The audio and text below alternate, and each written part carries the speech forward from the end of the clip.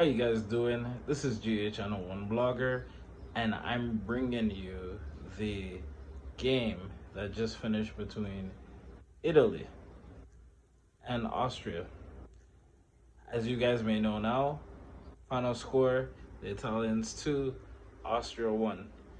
When you really talk about the first half, there wasn't really much going on in the first half, probably about two or three things. There was a lot of fouls though in the first half.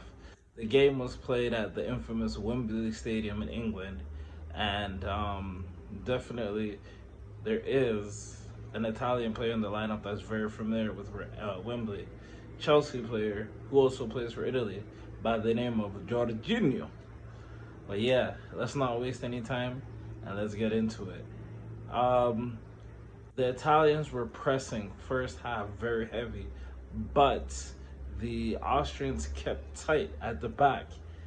Every try that the Italians just tried to throw at the Austrians just buckled down and said, "You guys are not getting in." First things first, 17th minute, Barella with a shot, and the Austrian keeper by the name of Bachmann just came out of nowhere and made a kick save. I even say that's the save of the game. In the 18th minute, if you guys are familiar, he used to play in the EPL. Austrian striker by the name of Altronovic. If I butchered your name, listen, I apologize. But he had Italian defender Bonucci beat, and he literally just skied it over the bar. One more thing that happened in the first half, in the 32nd minute, Immobile, Immobile hits the crossbar. At this point, I felt like the Italians literally should have been up at least 2-0 by halftime.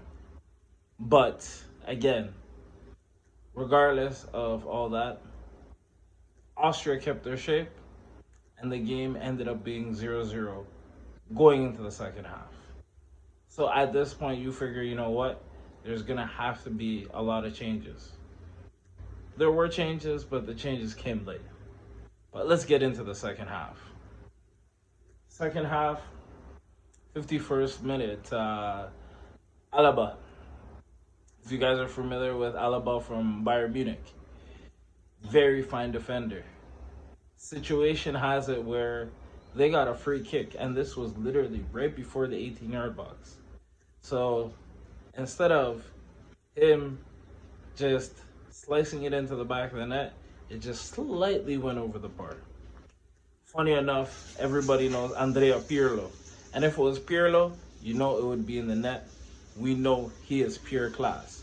Shout out to Andrea Pirlo, by the way. Next thing up. Insigne. Que cosa fai? The ball basically came to him in a way where I think it was like an overhead pass.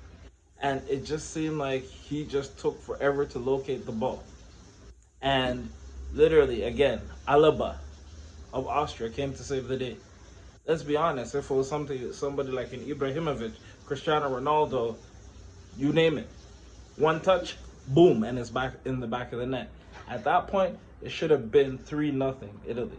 At that point, 3-0. But guys, let's continue. At that point, Austria was just like, you know what? It's time to turn our swag on.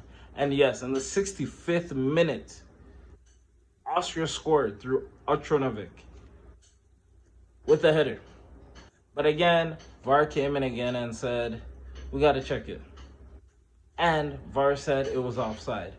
And when you look at the replay, his foot, I guess you could say it was offside. I guess you could say that. So, again, they made some changes. Lucatelli came off the bench. His shot went wide. And then there was an 84th minute sub for Chiesa. Guys, just follow me. You heard me say Chiesa, right? Well, the beautiful thing is, it it was still 0-0, and they had to break the deadlock. So guess what? Extra time. First half, second half didn't solve anything, so they said, again, time for extras. Again, the Italians didn't disappoint. And in the 95th minute, super sub Chiesa scores for the Azzurri to go up 1-0. So you think the game is over at that point? No. You know the Azzurri is going to put on a show because they are the extra time killers. And they do it well. So as a result, Pessina, who also came off the bench too, guess what? Scores too. And guess what? Forza Italia. The Italians are up 2-0. And you guys are like, wow, oh my goodness. At this point, we got this in the bag. Not so.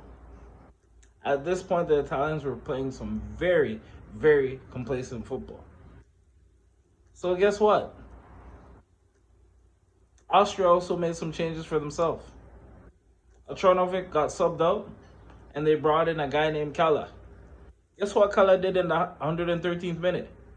He scored. What a goal. And guys, there you have it. That is the GHN01 blogger match reaction. But I definitely want to give out honorable mentions. Kala, even though you guys lost 2-1, you guys played a very valid game. I was impressed with how Austria had the ability to pack the defense. They came very closely net tied together. You did this all the way through the whole match. I'm proud of you guys. Anybody that is a neutral can definitely see that, you know what, they played their hearts out. It wasn't easy to play against this Italian team, but they gave it all their heart. Another honorable mention, I say, definitely goes to the Austrian goalkeeper, Bachmann. Because this game could have literally turned on its head from early. But you really saved your squad from humiliation. And you know what? Again, that was beautiful. One more honorable mention goes to Alaba, who used to play for Bayern Munich. Now I believe he's going over to Real Madrid. Hala Madrid. He played well in the defensive setup. He made sure he had the ability to track back. Like, he stole the show. This game could have been much worse, but his defensive presence definitely showed. On the other side of things, I want to give a big congratulations to Denmark for putting a beating on Wales. Did very well. Guys, we don't really need to analyze that game, but just know that the spirit of Ericsson is alive and well, and Denmark is pushing forward. Guys, once again, like, subscribe, comment. I'm GHN01 blogger. Thanks for tuning in. Make sure you tune in tomorrow for the live reaction. And yes, today, there is going to be 2 beautiful matches, ladies and gentlemen. 2. Not 1. 2. Can you believe it? Guys, you know what? Let's not waste any time and let's look up these matches. Today, Netherlands, Czech Republic.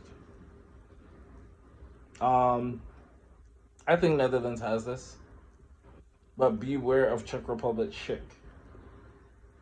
Belgium, Portugal, that one's gonna be a tough one.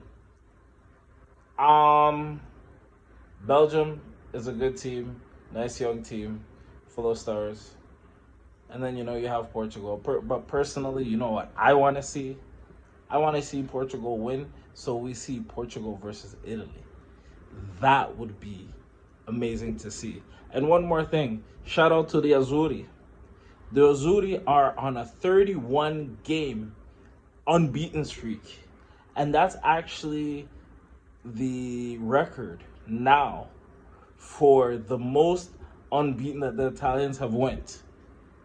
The record was previously tied with 30, but now Mancini has made it 31. On top of that, too, the Italians now have 9 goals and only one conceded. So anybody that's keeping stats, that is one of the stats. But I am your host, GH101 Blogger, and make sure you tune in. Thank you. Bye bye now.